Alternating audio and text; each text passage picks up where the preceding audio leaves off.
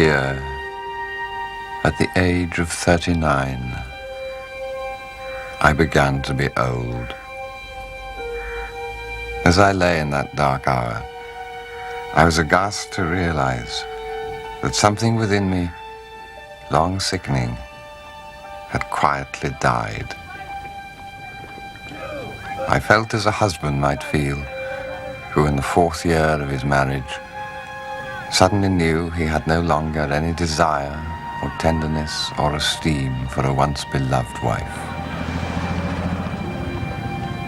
We had been through it together, the army and I, from the first importunate courtship until now, when nothing remained to us except the chill bonds of law and duty and custom.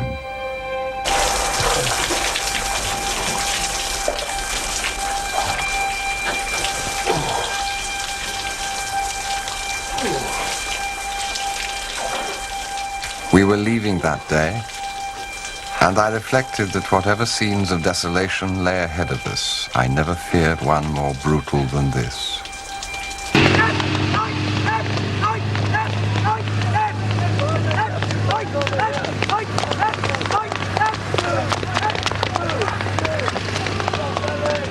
So on this morning of our move, I was entirely indifferent to our destination. I would go on with my job, but I could bring to it nothing more than acquiescence.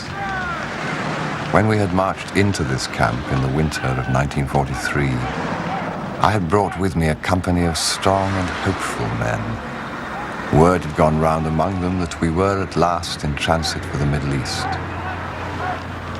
But as the weeks passed and the snow began to clear, I saw their disappointment change to resignation, and I, who by every precept should have put heart into them, how could I help them who could so little help myself? Morning, sir. Good morning, Sergeant Major. How's the move going? Last store's ready for loading, 1500, sir. Good. Has Mr. Hooper appeared yet? Haven't seen him at all this morning, sir. Oh. Has that been entered into the book? Wind in the night, sir? That'll do.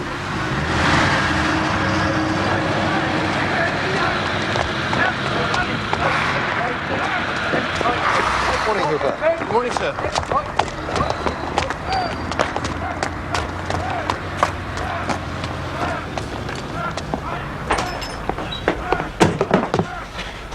I should like to speak to Mr. Hooper, Sergeant Major. Very good, sir.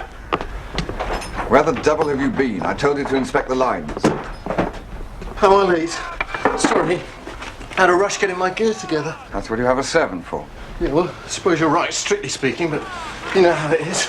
He had his own stuff to do. The trouble with Desmond is that if I get on the wrong side of him, he takes it out of me in other ways. I'm not surprised if you're so familiar with him. Cat badge, Hooper. Yeah? CO's orders all distinguishing marks to be removed. Oh, What are you wearing all that gear for anyway? You're not in the advance party. I am. Aren't I?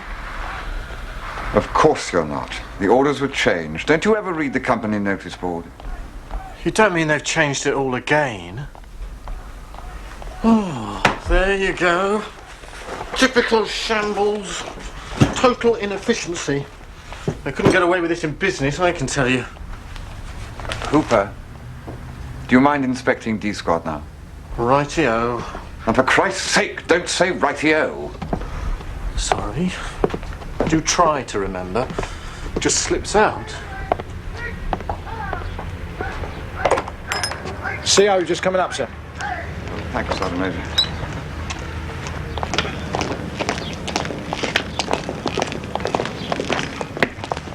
Good morning, sir. Well, Ryder, everything squared up here? Yes, I think so, sir. Think so? You ought to know. Ah, has that been entered in barrack damages? Not yet, sir. Not yet, eh? I wonder when it would have been if I hadn't seen it.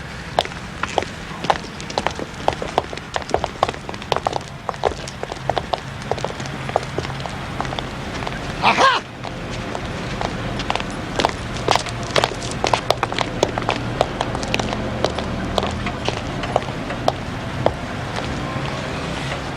Just look at that.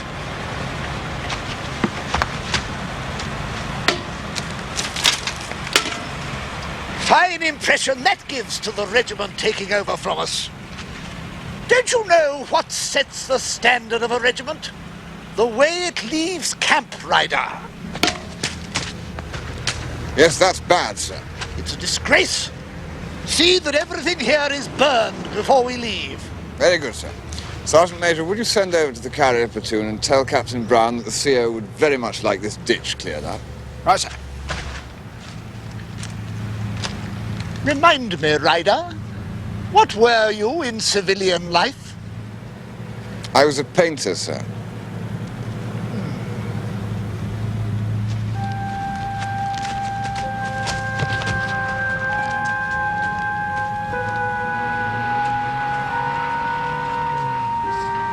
You shouldn't do it, sir. You shouldn't, really. That's not our rubbish. Maybe it's not, sir, but you know it is.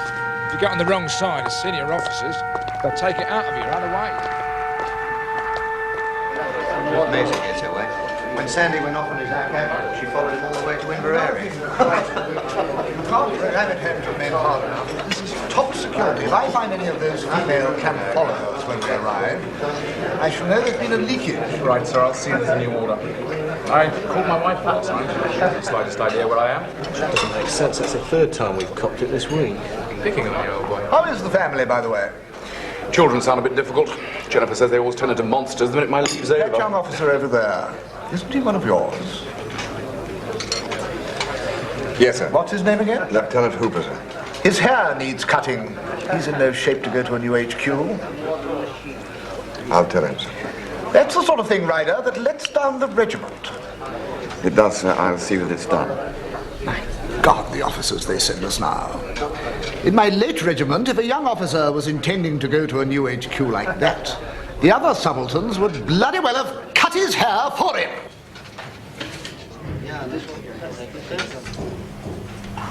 Would they, sir? I'll tell you something, Ryder. I do not intend to have my professional reputation compromised by the slack appearance of a few temporary officers.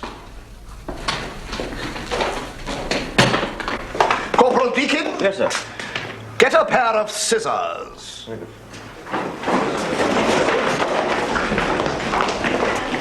Lieutenant James? Sir. Cut that man's hair for him. Sir? I said, cut that man's hair for him. I'm sorry, sir. I don't quite understand. Is that an order, sir? It is your commanding officer's wish, and that's the best kind of order I know. Go on, get him tidied up.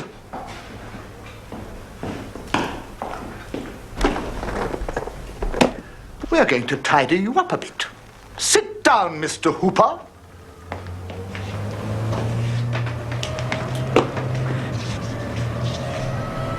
Your scissors, sir. Give them to Lieutenant James. Now, can't you understand an order? Get on with it. Go on, start cutting it.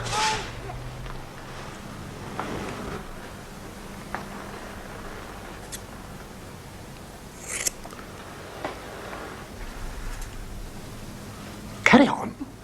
Keep at it. Cut it!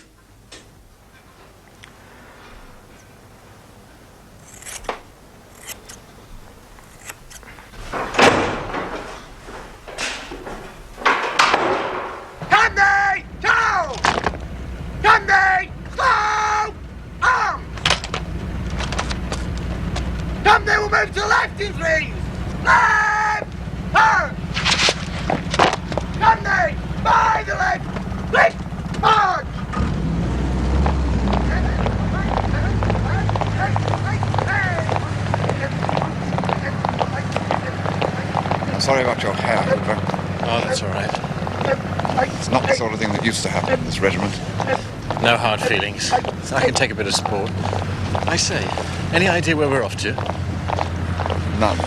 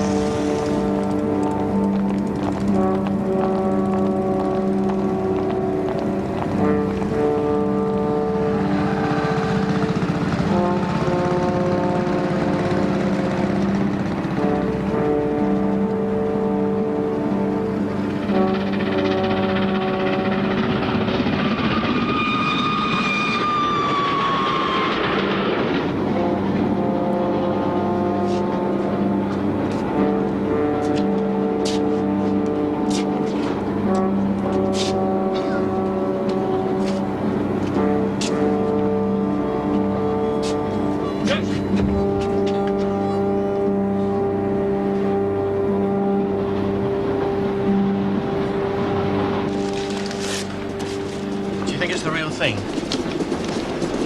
No. Just another flap? Yes. Everyone's been saying we're for it. I don't know what to think, really. It happens so often. I wouldn't argue with that.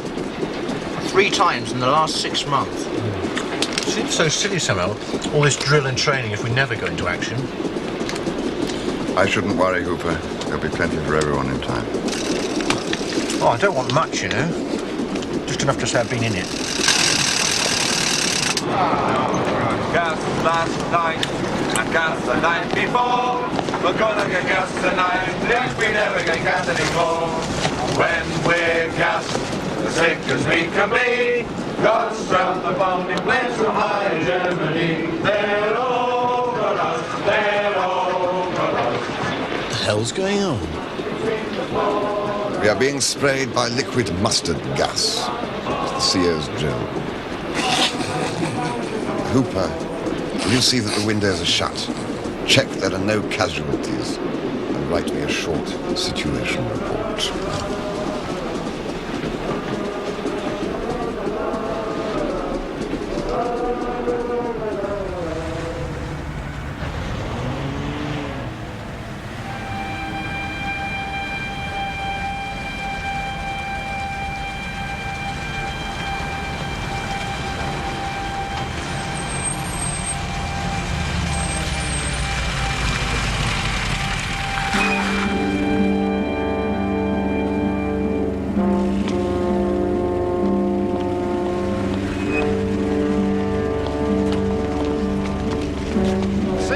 Drive on for a bit, sir. Take the right fork. See a dump post on the road. Morning, Ryder. Can I have a lift? It's not a bad camp, apparently. Big private house with 2 or 3 lakes. Looks as if we might get some duck if we're lucky. Morning, Hooper.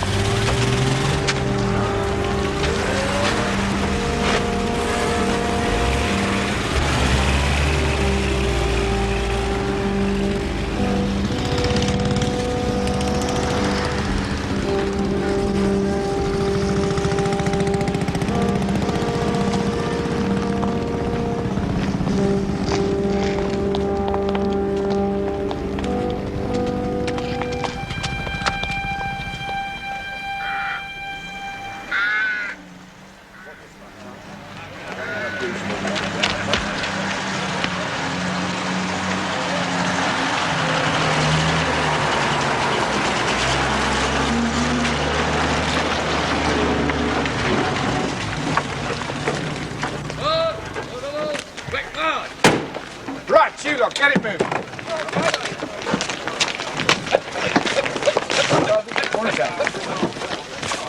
Anybody know where we are? Not officially, sir, but I did hear someone mention the name of the house. It's a place called Brideshead. You can see it from over there. Huge, great barrack of a place. Thanks, Sergeant. Carry on. Thanks, sir. Right, you lot, at the double, come on.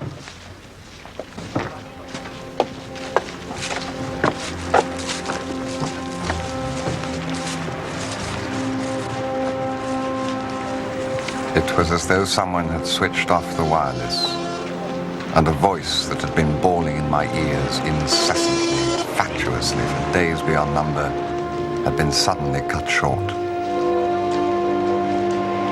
An immense silence followed. Empty at first, but gradually filled with a multitude of sweet, natural, and long-forgotten sounds. For he had spoken a name that was so familiar to me, a conjurer's name of such ancient power, that at its mere sound the phantoms of those haunted late years began to take flight.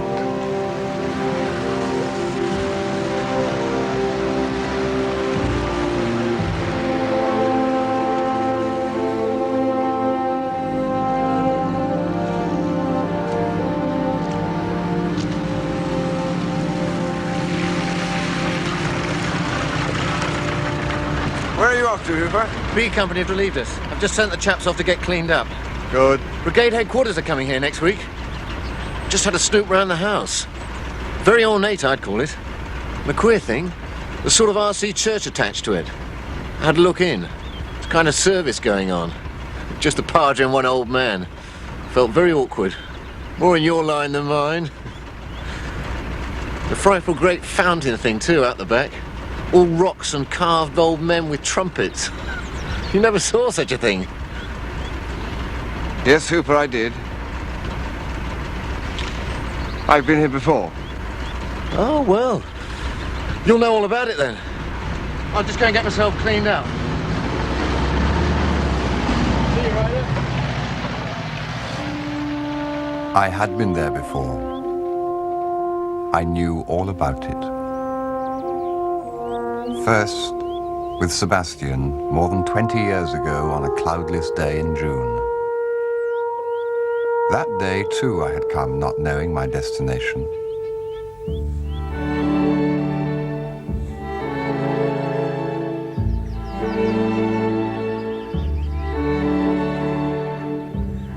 Oxford, in those days, was still a city of aquatint. When the chestnut was in flower, and the bells rang out high and clear over her gables and cupolas, she exhaled the soft airs of centuries of youth.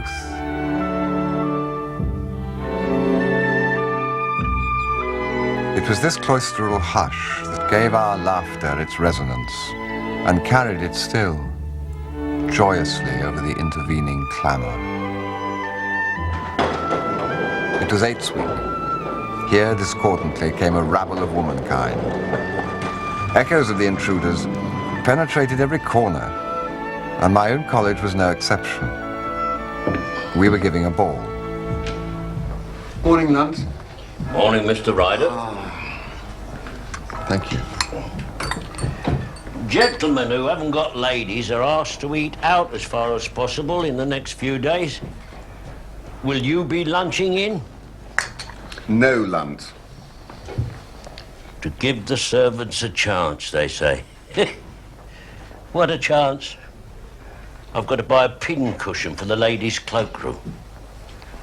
What do they want with dancing? I don't see the reason in it. There's never been dancing before in Eights Week. As if the teas and the river weren't enough. You ask me, sir, it's all on account of the war. It couldn't have happened but for that. No wine in the evening, or one or two gentlemen for luncheon. I can see the reason there. But not dancing. It came in with them back from the war. They were too old, they didn't know, and they wouldn't learn. Take my word. And there's somewhat goes dancing with the town at the Masonic, but the proctor will have them, you'll see. Ah, here's Lord Sebastian. Well, I mustn't stand here talking. Not with pincushions to get. Morning, Aunt. Charles, what world is happening in your college? Is there a circus? We've seen everything except elephants. I must say, the whole of Oxford is becoming very peculiar suddenly. Last night it was pullulating with women.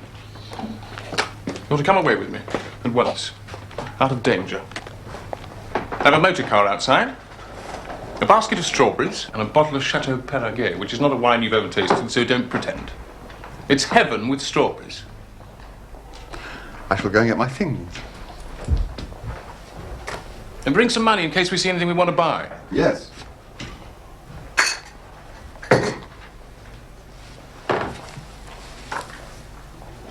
Does anyone feel the same emotion for a butterfly or a flower as he feels for a cathedral or a picture? Yes, I do. Really? Yes. What's over there? Isn't it early? Yes. The women are still doing whatever women do before they come downstairs. Sloth has undone them. We're away. Where are we going? To see a friend. Now, take care of Aloysius. Make sure he isn't sick.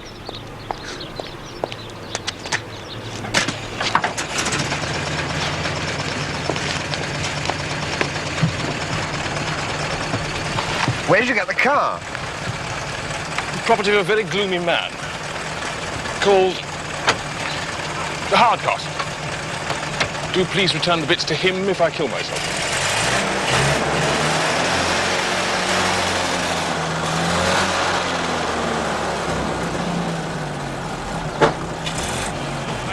to drive you.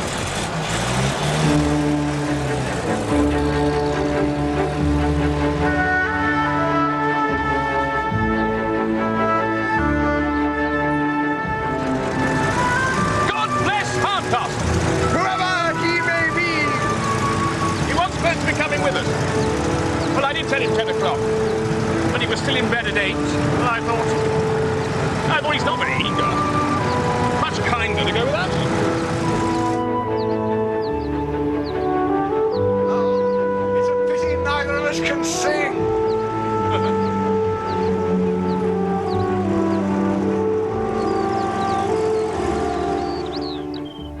It was about 11 when Sebastian, without warning, turned the car into a cart track and stopped. We ate the strawberries and drank the wine. As Sebastian promised, they were delicious together. The fumes of the sweet golden wine seemed to lift us a finger's breadth above the turf and hold us suspended. Just the place to bury a crock of gold. I'd like to bury something precious in every place that I've been happy. So that when I'm old and ugly and miserable, I'll come back and dig it up. And remember.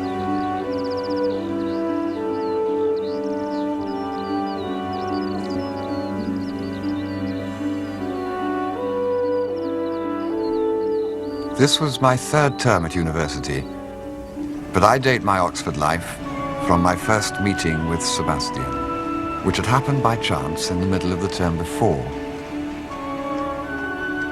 We were in different colleges and came from different schools, so I might well have spent my 3 or 4 years in university and never have met him, but for the chance of his getting drunk one evening in my college and of my having ground floor rooms in the front quadrangle.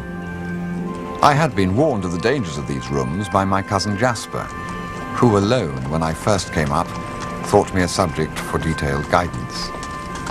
So, what are you reading? History. Oh, it's a perfectly respectable school. The very worst is English literature. The next worst is modern great. Now, you want either a first or a fourth. There's no value in anything between. Time spent on a good second is time thrown away. Now, you should go to the very best lectures, Arkwright on Demosthenes, for instance, irrespective of whether they're in your school or not. Clothes. Dress as you do in a country house. Never wear a tweed jacket and flannel trousers. Always wear a suit. And go to a London tailor. You get better cut and longer credit. Good afternoon, sir. Don't treat dons like schoolmasters. Treat them as you would the vicar at home. Clubs. Join the Carlton now, and the grid at the beginning of your second year. If you want to run for the Union, it's not a bad idea. Make your reputation outside, first at the Chatham or the Canning. Oh, and keep clear of Boars Hill. Hello. And friends. Charles, do watch the people you make friends with. You'll find you spend your second year getting rid of the undesirable ones you made in your first. Oh, and beware of Anglo-Catholics. They're all sodomites with unpleasant accents. In fact, steer clear of all religious groups. They do nothing but harm. I say, was this here when you arrived? No, it's mine. I put it up. It's Van Gogh. Really? This is very pretty. Well, I must be off. I've got a JCR meeting at past. Oh, by the way, one last point. Change your rooms. But I was lucky to get them. Ground floor rooms on the front quad. Terribly dangerous. I've seen men ruined. People start dropping in. They leave their gowns here, then pick them up on the way to hall. And you start giving them sherry. Before you know where you are, you'll have opened a free bar to all the undesirables in the college.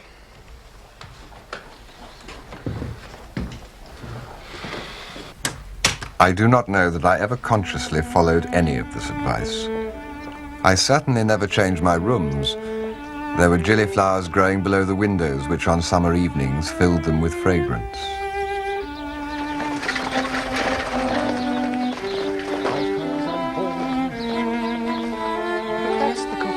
fantasy of modern aesthetics, Charles. Can't you see? You mean the whole argument of significant form stands or falls by volume? Precisely. If you allow Cézanne to represent a third dimension in his two-dimensional canvas, then you must allow Landseer his gleam of loyalty in the Spaniel's eye. My earliest friends were Collins, a Wickhamist and an embryo Don, a man of solid reading and childlike humour, and a small circle of college intellectuals who maintained a middle course of culture between the flamboyant aesthetes and the proletarian scholars. It was by this circle that I found myself adopted during my first term. They provided the kind of company I had enjoyed in the sixth form at school, and for which the sixth form had prepared me. But even in the earliest days, when the whole business of living at Oxford with rooms of my own and my own checkbook was a source of excitement, I felt at heart that this was not all which Oxford had to offer.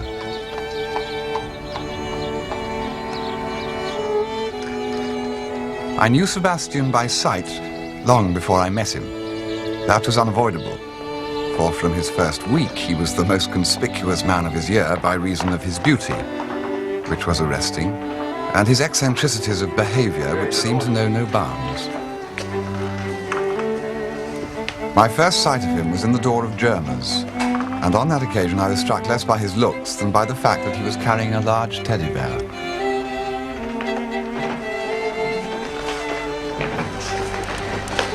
Sheer exhibitionism. That was Lord Sebastian Flight. Most amusing young gentleman. Apparently. This way, sir.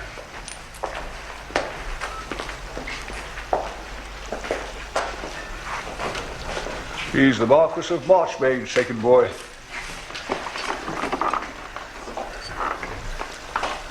His brother, the Earl of Brideshead, went out last term. Now, he was very different. Quite like an old man. What do you suppose Lord Sebastian wanted? A hairbrush for his teddy bear. It had to have very stiff bristles. Not Lord Sebastian said to brush him with, but to threaten him with the spanking when he was sulky. He bought a very nice one with an ivory back. He's going to have Aloysius engraved on it. That's the teddy bear's name. The barber, who in his time had had ample chance to tire of undergraduate fantasy, was plainly captivated by him. I, however, remained censorious.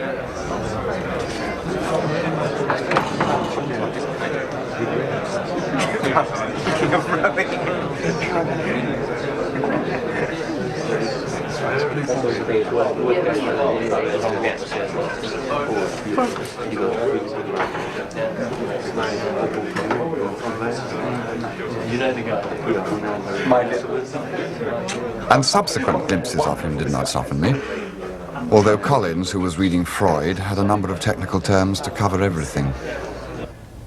Nor when at last we met were the circumstances propitious. In which an event may occur, are the number of ways in which it may not occur, as n into p minus n. Once we reduce chance to a mathematical formula, we may subject it to the rules of probability, and indeed we rob chance itself, therefore, of the element of chance, which, if you see what I mean, must seem a solution of quite impregnable logic. Oh, very good. Excellent paper. Very good. Thank you very much.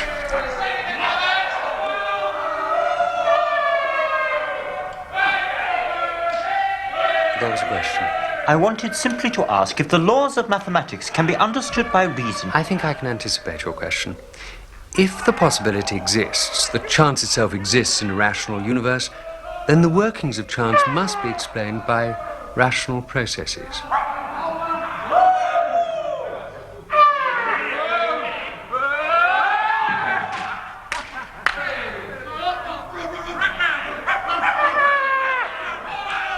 If we believe that God created this rational world, then it's perfectly possible to believe that... Awful people! What are they doing in that? Looks like a bloody prayer meeting to me.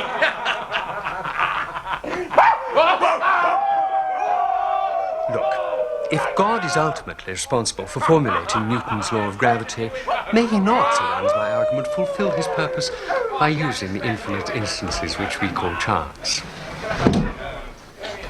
Shouldn't we say, then, that chance is the very basic principle of our life in this rational universe?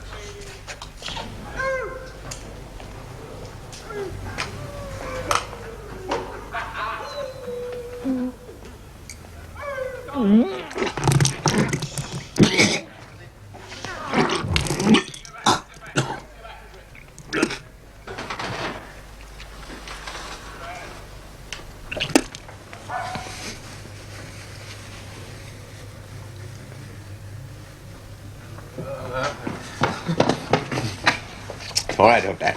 Yeah. I think. Yeah.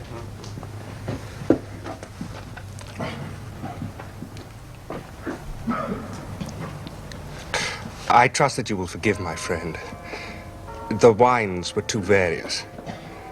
But it was neither the quality nor the quantity that was at fault, it was the mixture. Well, grasp that and you have the very root of the matter. To understand all is to forgive all. Yes.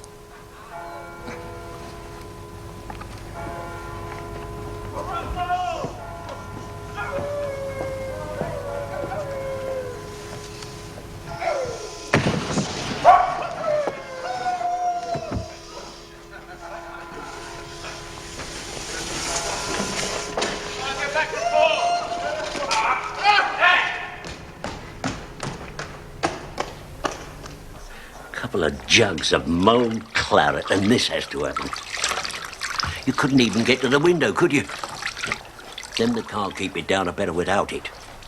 It wasn't one of my party. It was someone from out of college. Yes, well, it's just as nasty to clear up wherever it was. There's 5 shillings on the sideboard. So I saw it, and thank you. I'd rather not have the money and not have the mess in the morning. With the restoration of the monarch, the age of Puritanism was finally vanquished. I took my gown and left him to his task. In those days, I still frequented the lecture room. And female players, hitherto unknown, appeared upon the English stage for the first time in the history of English drama. There was an air of relaxation in the land again. Indeed, this novel feeling of unaccustomed freedom manifested itself in a remarkable outburst of artistic creativity.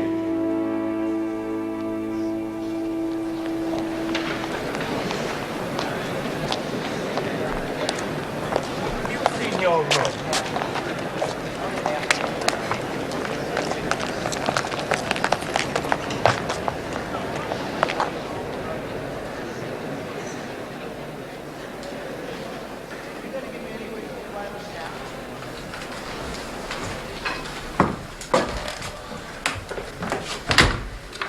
What is all this? The gentleman from last night, sir. He left that note for you.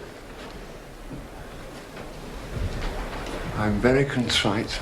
Aloysius won't speak to me until he sees I'm forgiven. So please come to luncheon today. Sebastian Flight. A most amusing young gentleman, sir. I'm sure it's a pleasure to clean up after him. I take it you're lunching out, sir. I told Mr. Collins and Mr. Partridge so. They wanted to take their commons in here with you. Yes, Lunt. Lunching out. Oh, do take some flowers for yourself. And Mrs. Lunt, if you care to. Oh, thank you, sir. There is no Mrs. Lunt.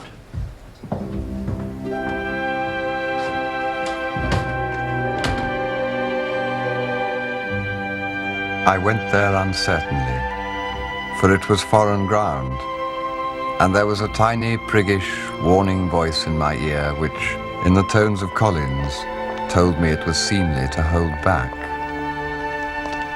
But I was in search of love in those days, and I went full of curiosity and the faint, unrecognized apprehension that here at last I should find that low door in the wall others I knew had found before me, which opened on an enclosed and enchanted garden which was somewhere, not overlooked by any window, in the heart of that grey city.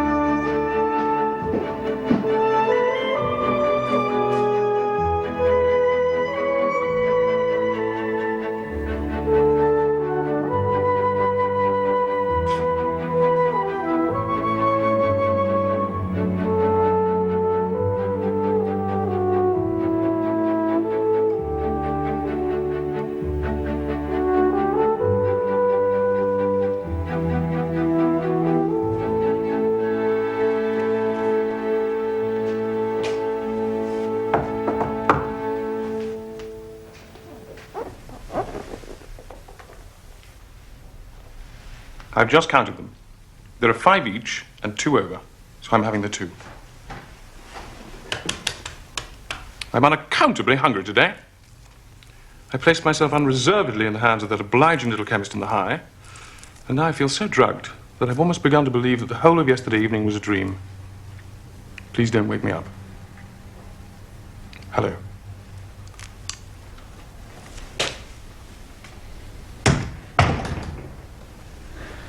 Hello. Let's have some champagne.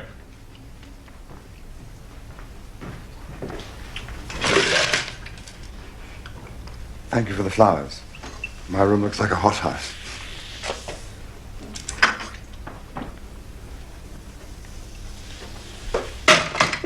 My beastly scout has put Aloysius to bed, which is probably just as well, since there won't be any plover's eggs for him. Do you know, Hobson hates Aloysius. I wish I had a scout like yours. He was perfectly sweet to me this morning, when some people might have been quite strict. Only one piece last night. There was a nice frightful rumpus outside my staircase, so I assumed it must be you two.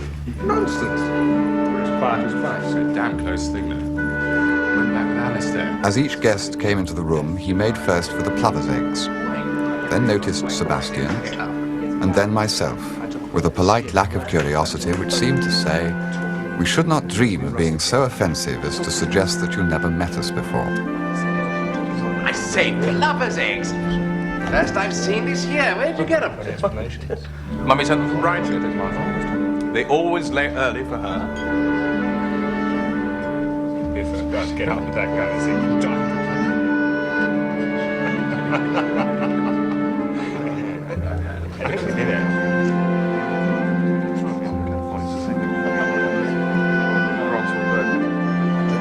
I was terrified. We were eating the lobster thermidor when the last guest arrived.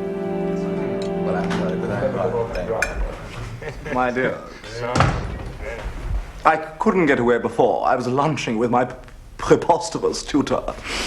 He thought it very odd, my leaving when I did. I told him I had to change for footer. Come and sit down. I'm afraid I've already eaten your eggs. Oh, I forgot. You don't know Charles Ray. I think they did actually. I think so. No. Undoubtedly. I've seen. Anthony Blanche. The rugby helps. But I have the most delicious feeling I'm going to. Oh, my God, Blanche. It's all over the house, you know. What is? My dear boy, the news that you've finally lost your virginity. Or perhaps I should say mislaid it. You put my own grande passion quite in the shade. What are you rattling on about, you appalling dago?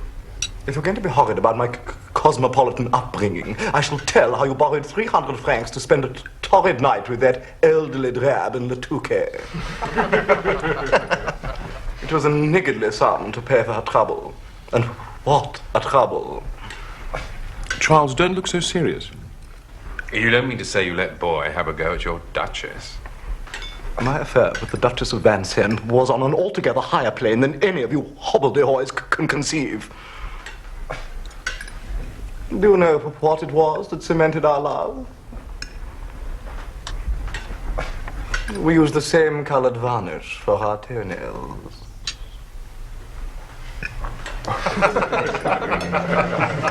Paint your tail quite right. Gets mad. Have you ever heard anything like here? People. No, that doesn't say. No, they are.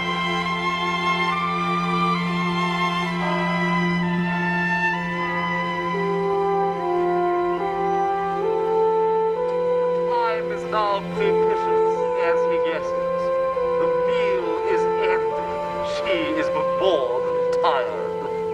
Endeavors to engage her in caresses, which still are unreproved, if undesired. Flushed and decided, he assaults at once. Exploring hands encounter no defense. His vanity requires no response and makes welcome of indifference. And I, Tiresias, have forsuffered all, enacted on this same divan or bed.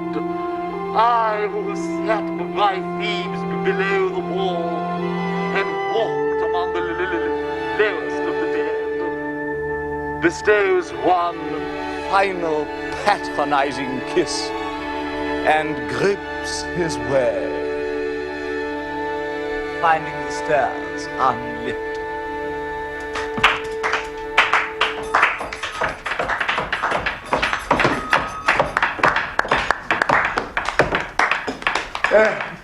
How I have surprised them.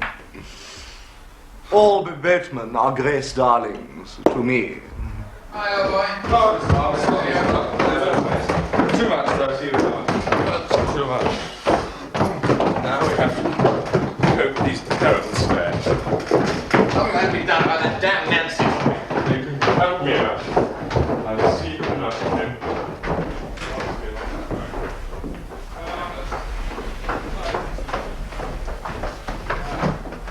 My dear, I should like to stick you full of barbed arrows, like a pin cushion. I think it's perfectly brilliant of Sebastian to discover you. Where do you lurk? I shall come down your burrow and chiver you out like an old toad. Au revoir.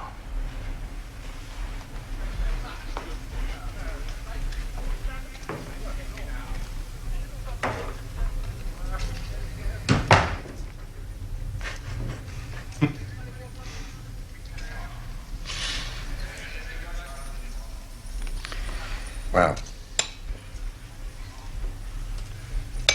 I'd better be off too. Thank you very much. Have some more Cointreau.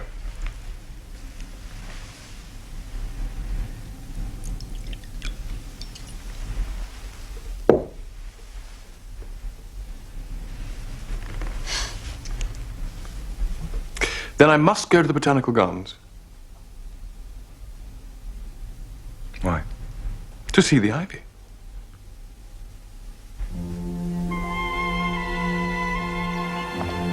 I've never been to the Botanical Gardens. Oh, Charles. What a lot you have to learn. There are more kinds of ivy than I ever knew existed. I don't know where I should be without the Botanical Gardens.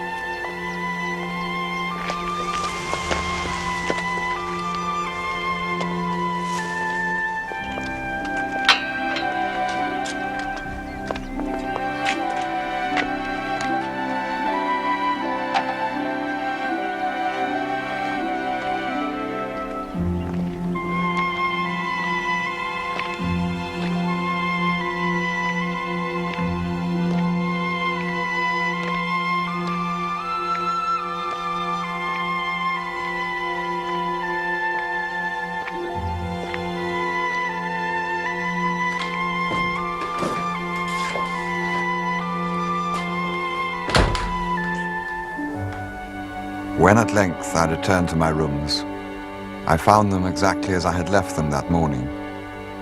But I detected a jejune air that had not irked me before. Nothing except the golden daffodils seemed to be real.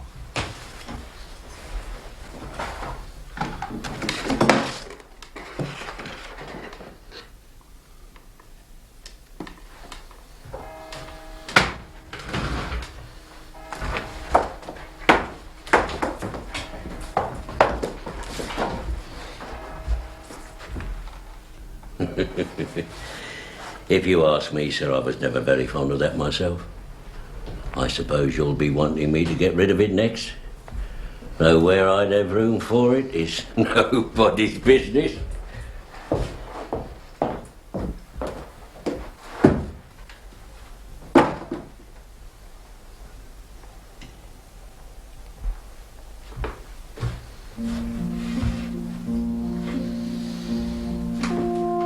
That day was the beginning of my friendship with Sebastian. And thus it came about that morning in June that I was lying beside him in the shade of the high elms, watching the smoke from his lips drift into the branches. You still haven't told me where we're going. Don't be so impatient, Charles. I told you. To see a friend. But who's the friend?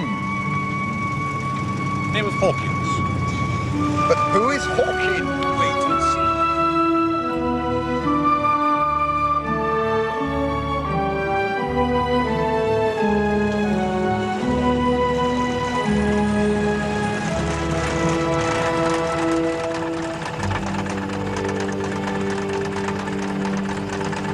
Well? Well? What a place to live in. It's where my family live. Don't worry, they're all away. You won't have to meet them. But I should like to. Well, you can't. They're in London dancing.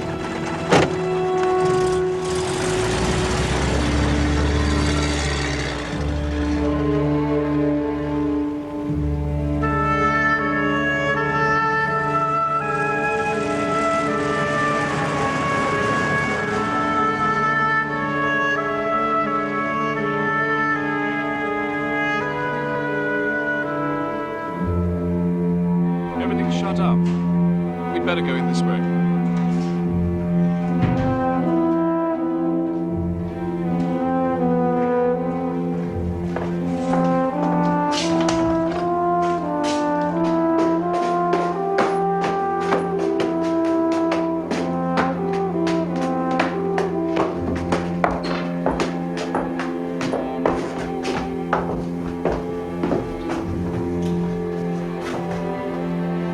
I want you to meet Nanny Hawkins.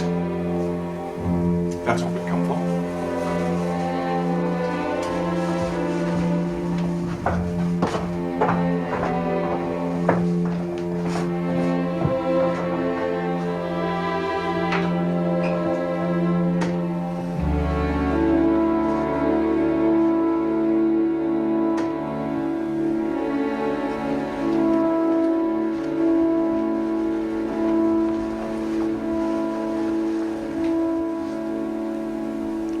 Well, this is a surprise.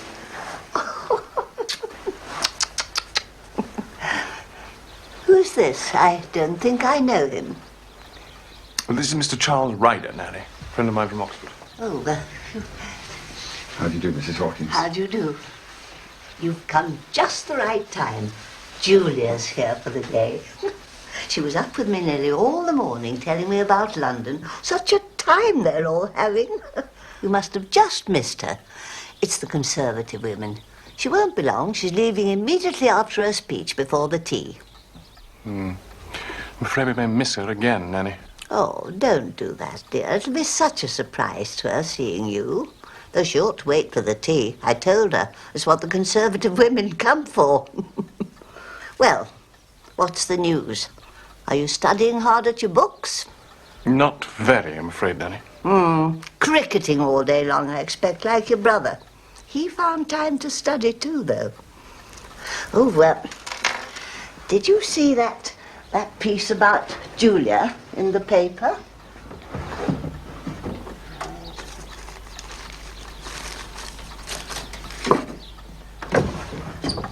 She brought it down for me. Not that it's nearly good enough of her, but what it says is very nice. The lovely daughter whom Lady Marchmain is bringing out this season. Witty as well as ornamental. The most popular debutante. Well, that's no more than the truth, though it was a shame to cut her hair. Such a lovely head of hair she had, just like her ladyship's. I said to Father Phipps, it's not natural. He said nuns do it. Sebastian and the old woman talked on. You're surely not going to make a It was a charming room. Laid out on top of the mantelpiece were a collection of small presents which had been brought to her at various times by her children, the souvenirs of many holidays. Presently it was time for tea. Look, Nadia, I'm afraid we can't stay for tea. We really must get back. Oh, Julia will be upset when she hears. It would have been such a surprise for her.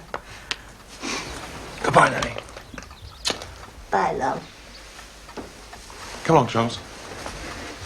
Goodbye. Goodbye.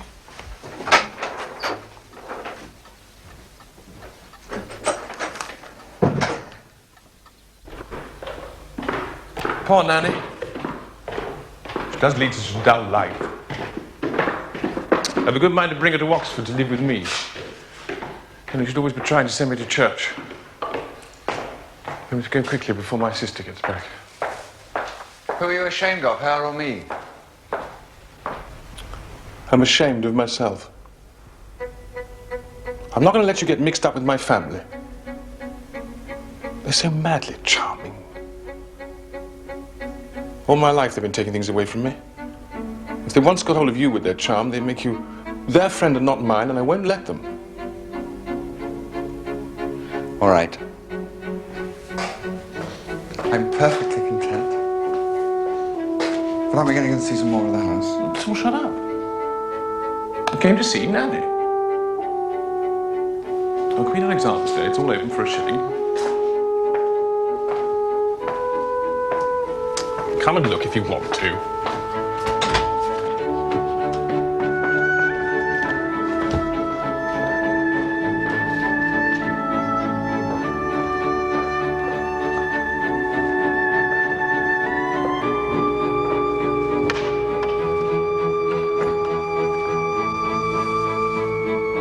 Well, it's all I need to see. Nothing to see.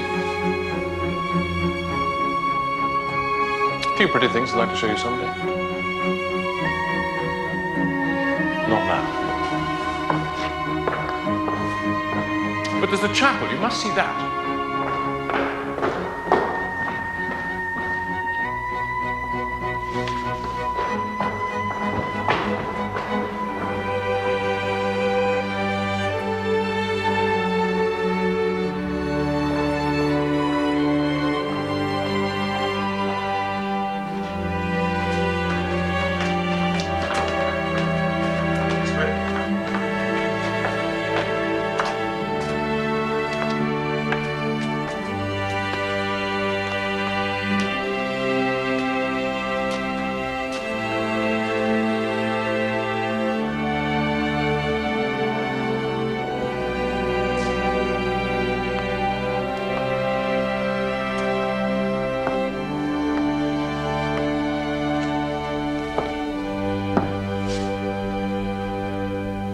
Why do you do that? Just good manners. Well, you needn't on my account.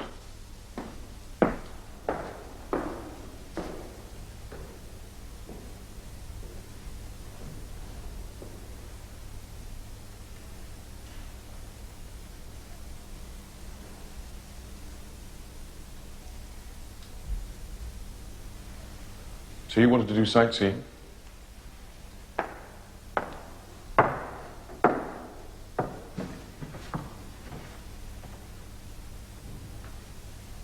What do you think of this?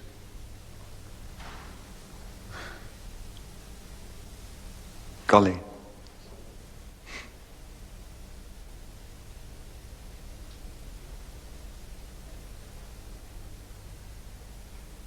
Papa had it restored for Mama. As a wedding present.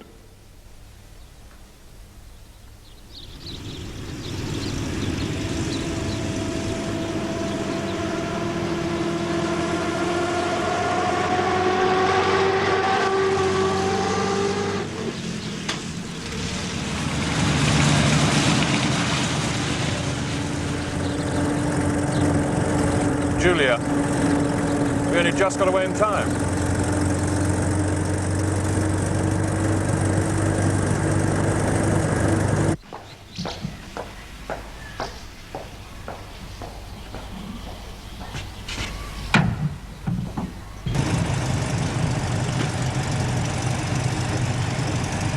I'm sorry.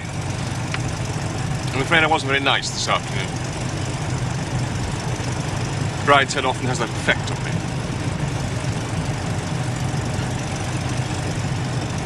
But I had to take you to see Nanny.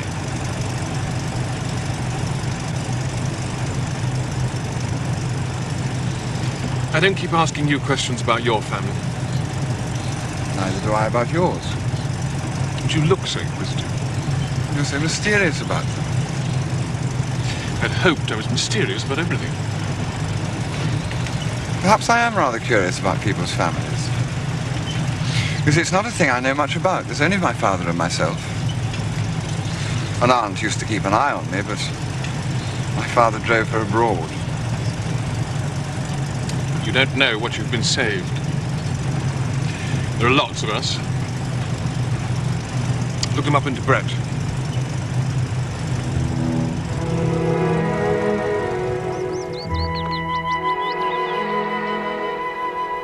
I had lived a lonely childhood and a boyhood straitened by war and overshadowed by bereavement. To the hard bachelordom of English adolescence, the premature dignity and authority of the school system, I had added a sad and grim strain of my own. Now, that summer term with Sebastian, it seemed as though I was being given a brief spell of what I had never known. A happy childhood, and though its toys were silk shirts and liqueurs and cigars, and its naughtiness high in the catalogue of grave sins, there was something of a nursery freshness about us that fell little short of the joy of innocence. Towards the end of that term, I took my first exams. It was necessary to pass if I was to remain at Oxford, and pass I did, after a week in which I forbade Sebastian my rooms and sat up to a late hour with iced black coffee and charcoal biscuits, cramming myself with neglected texts. I remember no syllable of them now, but the other, more ancient love which I acquired that term will be with me in one shape or another till my last hour. The end of that term was also the occasion of the last visit and grand remonstrance of my cousin Jasper. I was just free of the schools, having taken the last paper of history previous the day before. Jasper's sub-fusk suit and white tie proclaimed him still in the thick of it. He had the exhausted but resentful air of one who fears he has failed to do himself full justice on the subject of Pindar's orphism. Duty alone had brought him to my rooms at great inconvenience to himself and, as it happened, to me. I don't know what sort of allowance my uncle makes you, but you must be spending double. Is that paid for?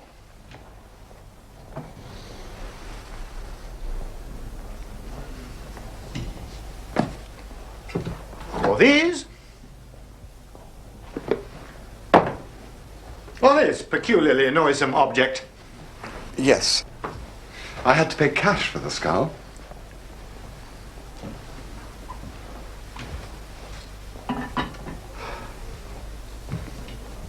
And your clothes.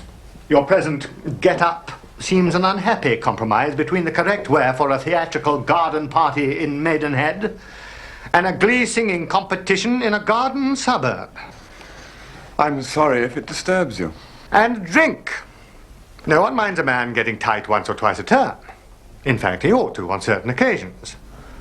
But you, my dear Charles, are constantly seen drunk in the middle of the afternoon. I think that's my affair, Jasper. Look, Charles, I expected you to make mistakes in your first year. We all do. I got in with some thoroughly objectionable Christian Union men who ran a mission to hop pickers during the long vac. But you, my dear Charles, whether you realize it or not, have gone hook, line, and sinker to the very worst set in the university. So that's what's worrying you? Well, Anthony Blanche.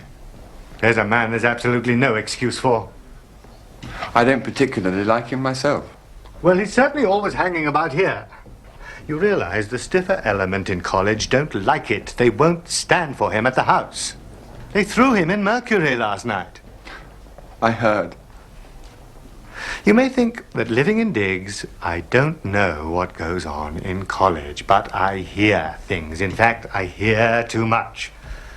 I find I become a figure of mockery on your account at the dining club. And then there's that chap, Sebastian Flight, you seem inseparable from. Well, he may be all right, I don't know. His brother, Brideshead, was a very sound fellow. But this friend of yours, well, he looks odd to me, and he gets himself talked about. I'm sorry, Jasper. I know it must be embarrassing for you, but I happen to like this bad set. I like getting drunk at luncheon. And although I haven't quite spent double my allowance yet, I undoubtedly shall by the end of the term. Will you join me? I usually have a glass of champagne about this time. If you stay, you might meet the despicable Mr. Blanche. I'm dining with him tonight. No, thank you. I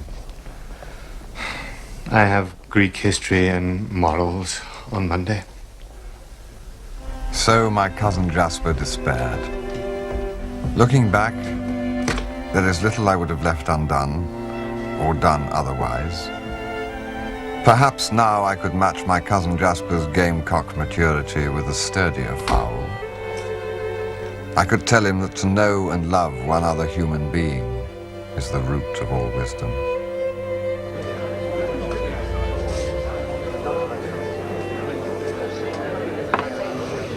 Two for you, and two for me.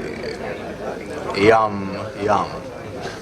I expect you prefer sherry, but my dear Charles, you're not going to have sherry. You're going to try this delicious concoction instead.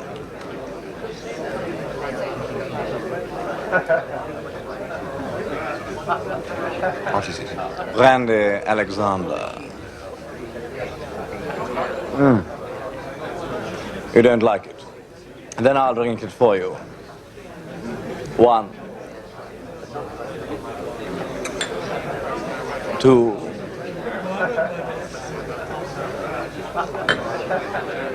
3, 4.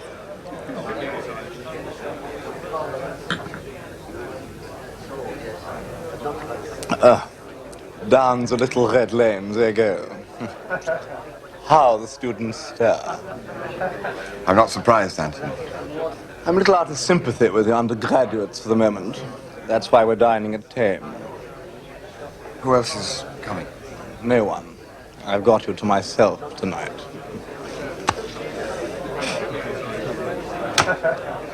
There's a delightful hotel there, which luckily doesn't appeal to the hearties of the Bullingdon. You heard what they did to me last night. Yes, It's too naughty. It was not, I knew, the first time that Anthony had been ducked, but the incident seemed much on his mind. I didn't want them to start getting rough. So I said to them pacifically, "Dear sweet clodhoppers, if you knew anything of sexual psychology, you would know that nothing could give me keener pleasure than to be manhandled by you meaty boys. Ecstasy of the naughtiest kind. If any of you wishes to be my partner in joy, then come and seize me. If, on the other hand, you wish to satisfy some obscure and less easily classified libido, then come with me quietly to the water." So, I just got in the fountain, and, do you know, it really was rather refreshing. So I sported there and struck some attitudes. La fatigue du Nord. Now, you can't imagine an unpleasantness like that happening to Sebastian, can you? No, I can't. No. Sebastian has charm. Such charm. Of course, you haven't known him as long as I have. How long have you known him, Anthony? I was at school with him. You wouldn't believe it, but in those days, people used to say he was a little bitch. The rest of us were constantly being beaten in the most savage way on the most frivolous pretext, but never Sebastian. I can see him now, at the age of 15. He never had spots, you know. Boy Malcaster was positively scrofulous, but not Sebastian. Or did he have one rather stubborn one at the back of his neck? Yes, now I think of it, he did. Narcissus with one pustule. You know, he and I were both Catholics, so we used to go to Mass together. He used to spend such time in the confessional, I used to wonder what he had to say. Because he never did anything wrong. Never quite. At least, he never got punished. Perhaps he was just being charming through the grill. I told Cocktail all about you. He's absolutely agog. You see, my dear Charles, you are that very rare thing. An artist. But who recognizes you? The other day I told Sebastian that you drew like a young Angre. And do you know what he said? Yes. Aloysius draws very prettily too, but of course he's rather more modern. So charming, so amusing. Do you wish Sebastian was with us? No, of course you do. And do I? I wonder. How our thoughts to run on that little bundle of charm, to be sure. I think you must be mesmerizing me, Charles.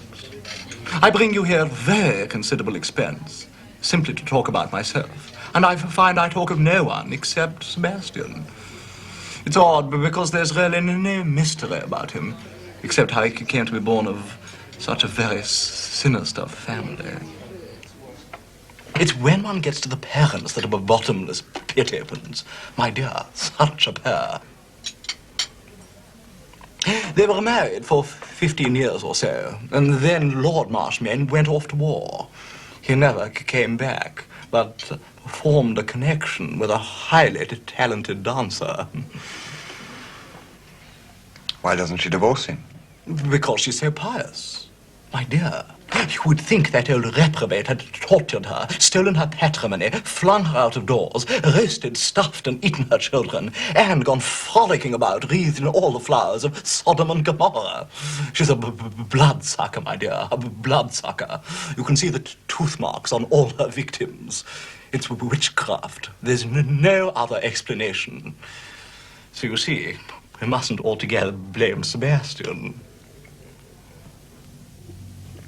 For what? For seeming a little insipid. But then, of course, you don't blame Sebastian, do you, Charles? With that very murky background, what could he do except set up as being simple and charming? Particularly as he isn't very well endowed in the top story. We couldn't claim that for him, could we, Charles? Much as we love him. Tell me candidly, have you ever heard Sebastian say anything that you have remembered for more than 5 minutes? You know, when I hear him talk, I'm reminded of that nauseating picture, Bubbles. Conversation should be like juggling. Up go the balls and plates, up and over, in and out, glittering in the footlights. But when dear Sebastian speaks, it is like a little sphere of soapsuds drifting off the end of an old clay pipe, full of rainbow light for a second, and then, fit, vanished, with nothing left at all. Nothing. Shall we go, Anthony? Too much drugs in my head. A nice strawberry. What's the time? Oh, it's after 9 o'clock. I let you lie in. I didn't think you'd be going to corporate communion. And you were absolutely right, love.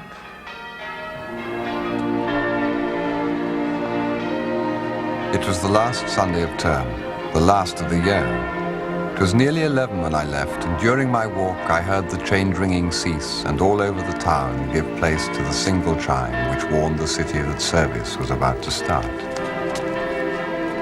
None but churchgoers seemed abroad that morning, on their way to St. Barnabas, St. Columba, St. Aloysius, St. Mary's, Pusey House, Blackfriars, all in the summer sunshine going to the temples of their race. 4 proud infidels alone proclaimed their descent, 4 Indians from the gates of Balliol making for the river.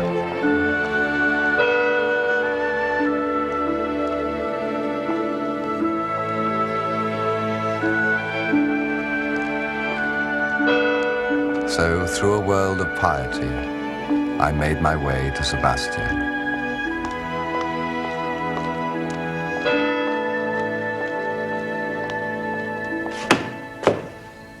Hello. I've been to Mass. I knew Mummy had been writing to Monsignor Bell. They asked me to dinner twice last week. So, I sat bang in the front and absolutely shouted the Hail Marys. Glad that's over. So how was dinner with Antoine? What did you talk about? Well, he did most of the talking.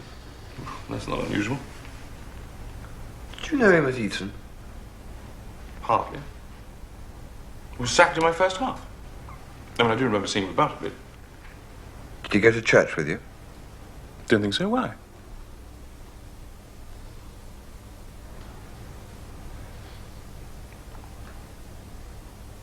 Has he met any of your family? Charles, how very peculiar you're being today. No, don't suppose so. So why all this interest? Well, I was trying to find out how much truth there was in what he said last night. Very little, I should think. That's his great charm. Well, you may think it charming. I think it's devilish. You know, he spent most of last evening trying to turn me against you. And he almost succeeded. Did he? How silly.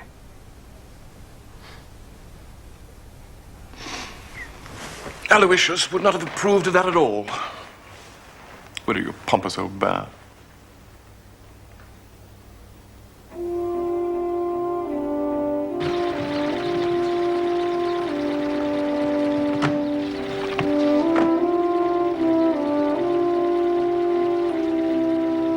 The long vacation came, and Sebastian disappeared into that other life of his where I was not asked to follow. I was left instead forlorn and regretful.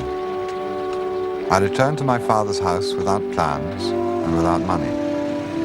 I faced a bleak prospect. I was overdrawn at the bank, and without my father's authority, I could draw no more.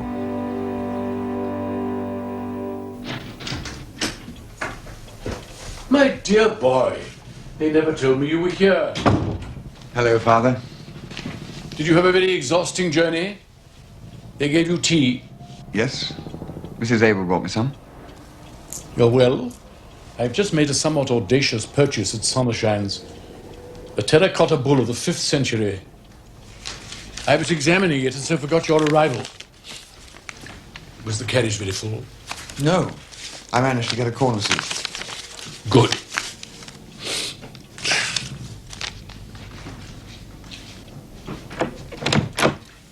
Hayter brought you the evening paper. No news, of course. Such a lot of nonsense.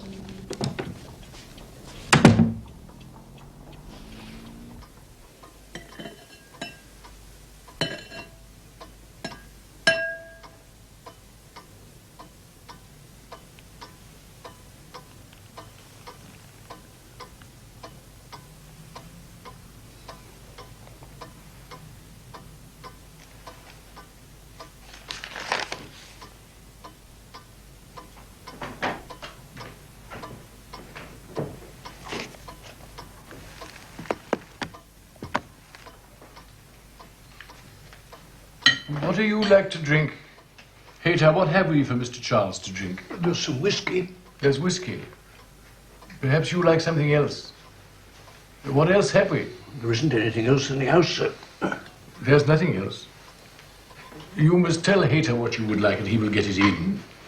I never keep any wine now. I am forbidden it and no one comes to see me. But while you are here, you must have what you like. You are here for long? I'm not quite sure, Father. It's a very long vacation. In my day, we used to go on what was called reading parties, always in mountainous areas. Why? Why should alpine scenery be thought conducive to study?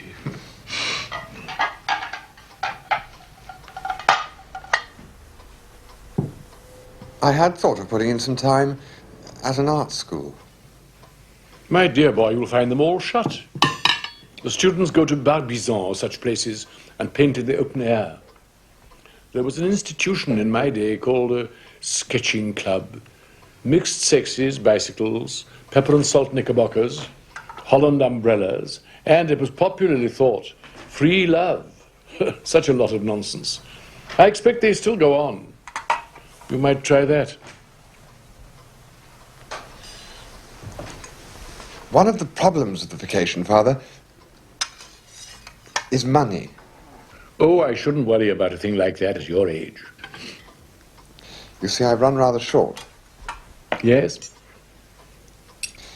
In fact, I don't know how I'm going to get through the next couple of months. Well, I'm the worst person to come to for advice. I've never been short, as you so painfully call it. And yet what else could you say? Hard up, penurious, distressed, embarrassed, stony broke, on the rocks, in Queer Street. Yes, well, let's just say you were in Queer Street and leave it at that. Yes, but what do you suggest I should do? Your cousin Melchior was imprudent in his investments and got into a very queer street. He went to Australia. Hater, I've dropped my book.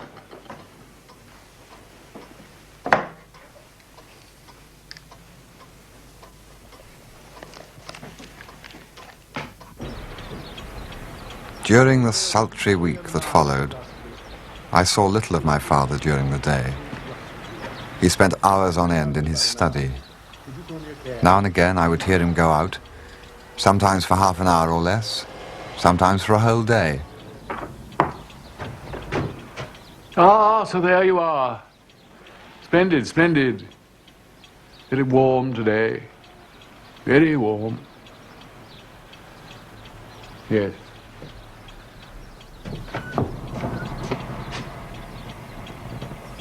His errands were never explained.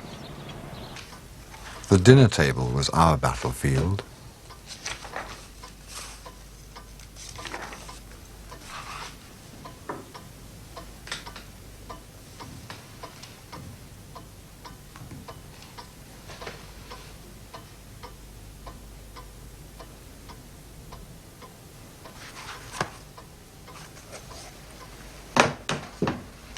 I do think, Charles, you might talk to me. I've had a very exhausting day. I was looking forward to a little conversation. Of course, Father.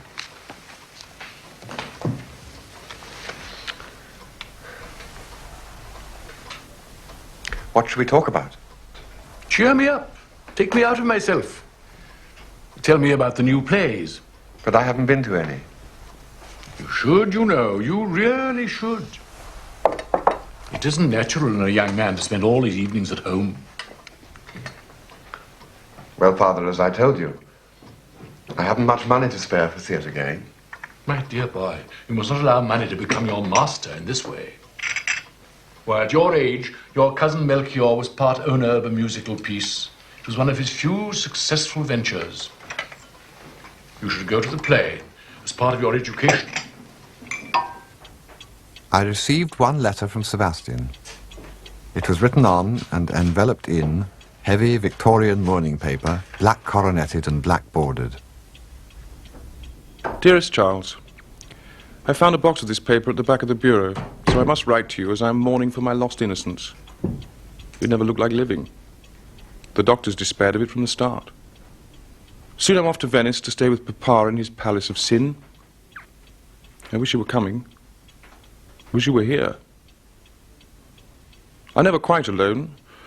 Members of my family keep turning up and collecting luggage and going away again, but the white raspberries are ripe. I have a good mind not to take Aloysius to Venice. I don't want him to meet a lot of horrid Italian bears and pick up bad habits. Love or what you will. S.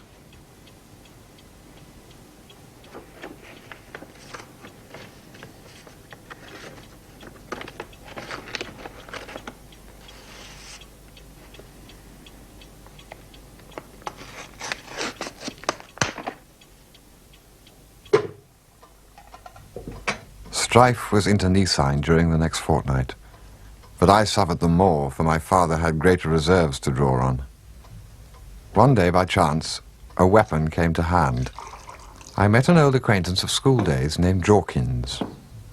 I never had much liking for Jorkins, but I greeted him with enthusiasm and asked him to dinner.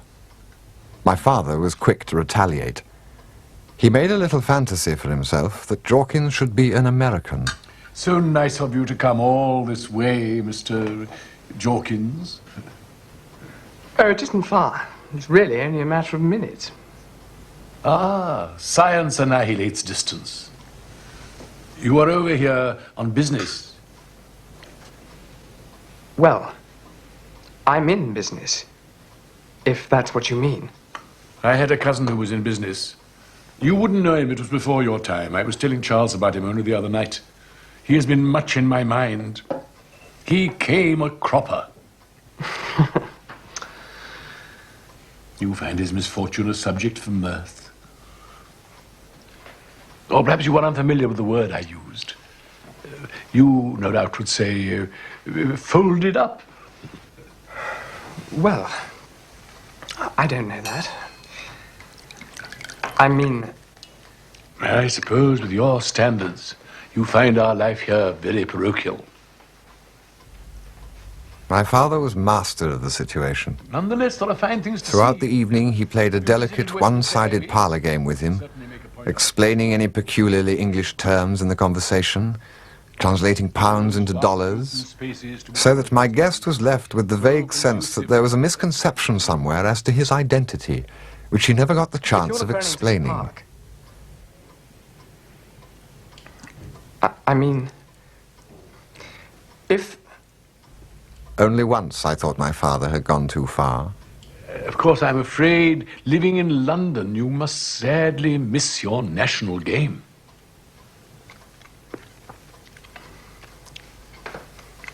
My national game? Cricket.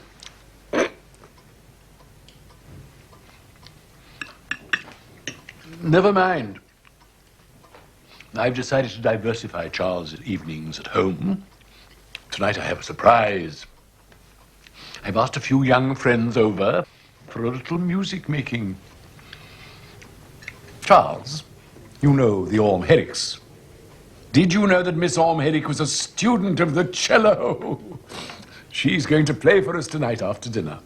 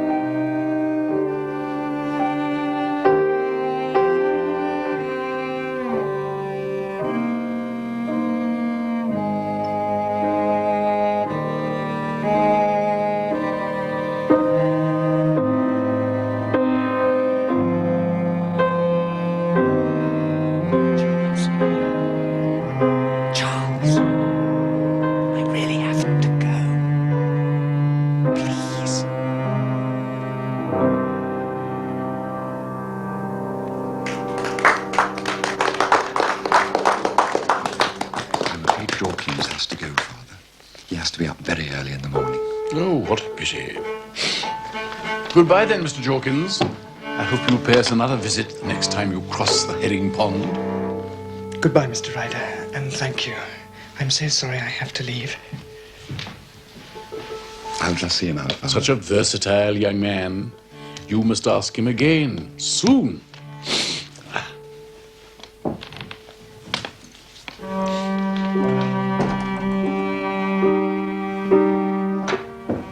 Good night, Jorkins.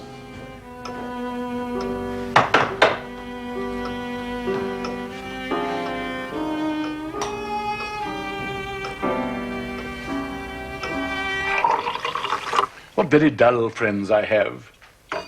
You know, without the spur of your presence, I would never have roused myself to invite them.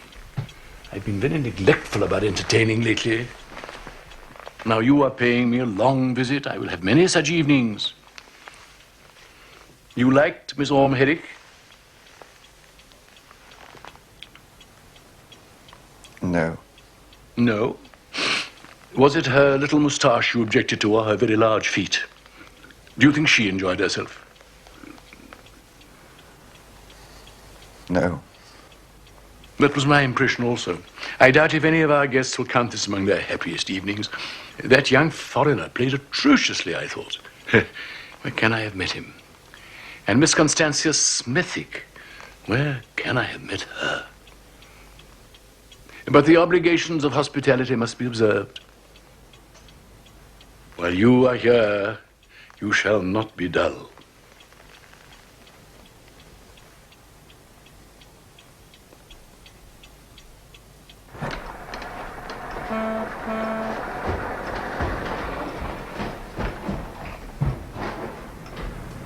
Finally, one Sunday afternoon, a telegram arrived from Sebastian, which threw me into a state of fevered anxiety. Father. You'll never guess where I've spent the day. I've been to the zoo.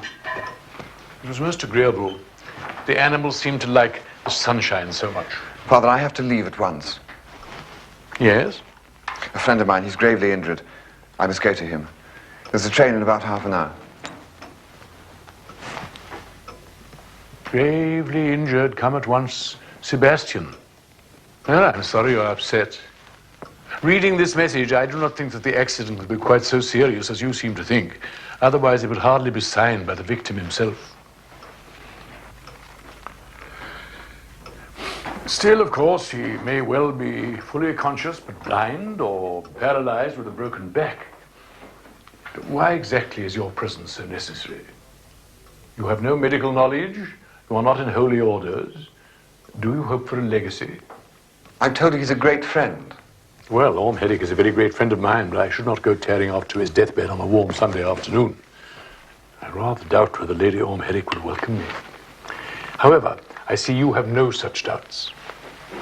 I shall miss you, my dear boy, but do not hurry back on my account.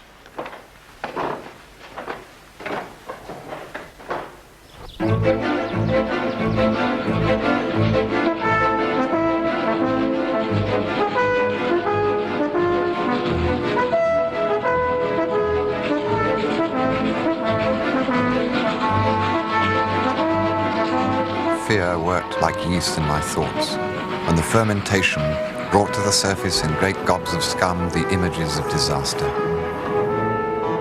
A loaded gun held carelessly at a stile, a horse rearing and rolling over, a shaded pool with a submerged stake, a car at a blind corner. All the catalogue of threats to civilized life rose and haunted me.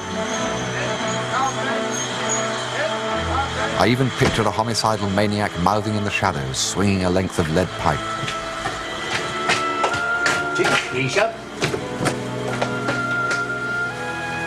A Brideshead, sir? Yes. Lady Julia's waiting in the yard.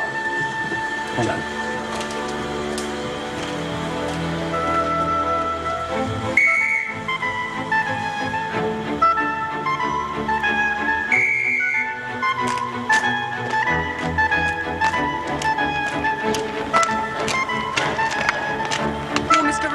Yes. Jump in.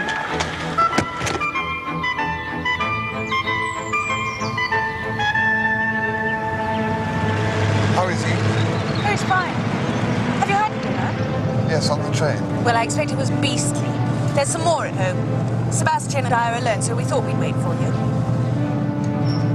What's happened to him? Didn't he say? I expect he thought you wouldn't come if you knew. He's cracked a bone in his foot so tiny that it hasn't a name. But they x-rayed it yesterday and told him to keep it up for a month. It's a great bore to him, putting out all his plans. He's been making the most enormous fuss. Everybody else is gone. At first he tried to make me stay back with him. Well, I expect you know how maddeningly pathetic he can be. I almost gave in, and then I said, surely there must be someone you can get hold of. And he said everybody was away or busy, and anyway, no one else would do. But at last he agreed to try you, and I promised I'd stay if you failed him. So you can imagine how popular you are with me. I must say, I think it's noble of you to come all this way at a moment's notice. How did he do it? Believe it or not, playing croquet. He lost his temper and tripped over a hoop. Not a very honourable scar.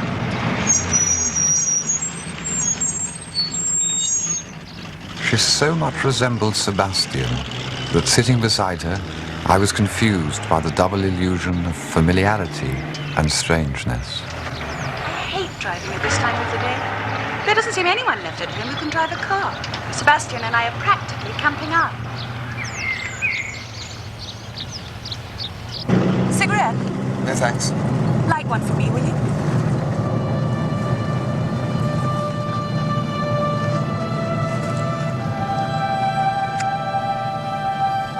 It was the first time in my life that anyone had asked this of me. And as I took the cigarette from my lips and put it in hers, I caught a thin bat squeak of sexuality, inaudible to any but me. Thanks. You've been here before. Nanny reported it. We both thought it very odd of you not to stay to tea with me. That was Sebastian. You seem to let him boss you around a good deal. You shouldn't. It's very bad for him.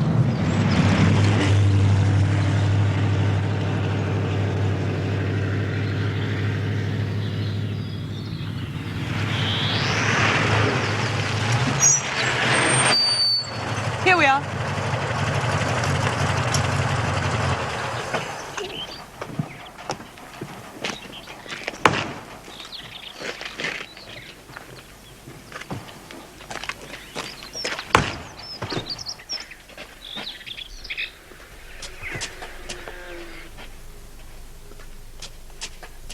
I wouldn't put it past Sebastian to have started dinner without it. Thank you. Hello, darling.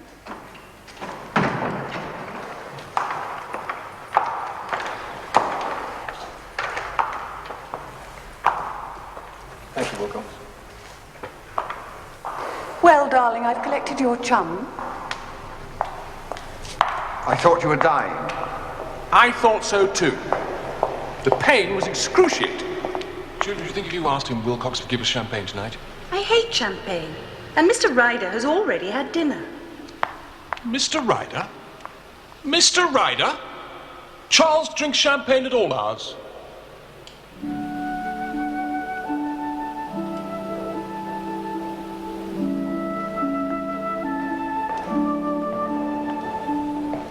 know, looking at this great swaddled foot of mine, I can't get it out of my head that I've got gout. And that gives me a craving for champagne.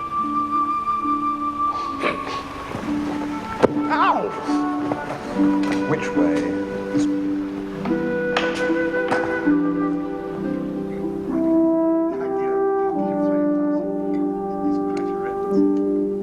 Dinner was served in the red dining room. While they dined, I ate a peach and told them of the war with my father. And he said to him, living in London, you must miss your national game. And Jorkins said, what national game? And my father said, why, cricket, of course. I mean, I really think he's sometimes quite mad. Sounds perfect poppet to me. And now I'm going to leave you, boys. Where are you off to? Nursery. I promised Nanny a last game of Halma. Dear Nanny Hawkins, she lives entirely for pleasure. Good night, Mr. Ryder, and goodbye. I'm leaving early. I can't tell you how grateful I am to you for relieving me at the sickbed.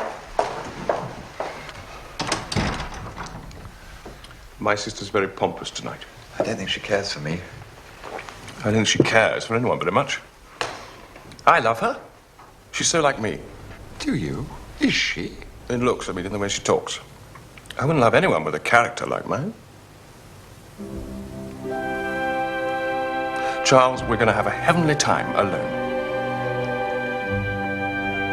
When, next morning, I saw Julia drive from the forecourt and disappear, I felt a sense of liberation and peace, such as I was to know years later, when, after a night of unrest, the sirens sounded the all clear. I believed myself very close to heaven during those languid days at Brideshead. It is thus I like to remember Sebastian, as he was that summer, when we wandered alone through that enchanted palace.